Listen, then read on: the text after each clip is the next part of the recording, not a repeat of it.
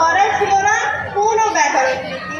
এই যেমন বাড়ির নতুন চাকর টাকা কড়ি চুরি করে পদার পায়, ছোট্ট কাকা তার বর্ণনা দিচ্ছে, কাছে এসে হেসে হেসে হেসে হেসে হেসে হেসে এত ভালোবাসা বেশে চুরি করে পালালো শেষে।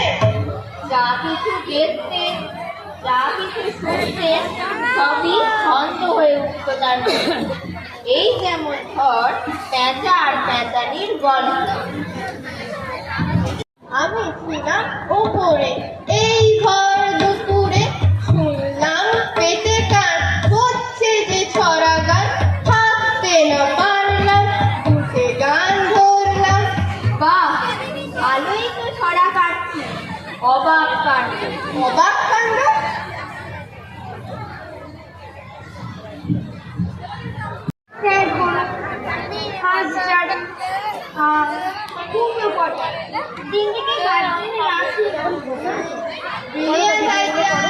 তাহলে শব্দের পাহাড়ের মাঝে একটু আহার হবে নাকি?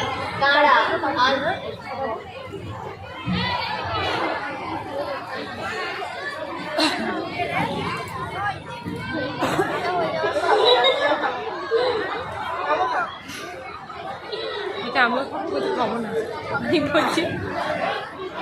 আমরা তো খাচ্ছি মিষ্টি, আর ক্যাশপুরা ছিল এমন আনা সৃষ্টি যে চেটে চেটে ভিজে কাঠ খেত।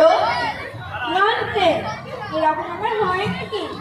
এই জন্যেই তো আবল তাবল বাংলা সাহিত্যে এক এবং একমাত্র ননসেন্স কবিতার সংকলন। জানিস 46টা এরকম ছড়া আছে। কোনটা ছেড়ে কোনটা শোনাবো তোদের? It's very difficult to remember all this.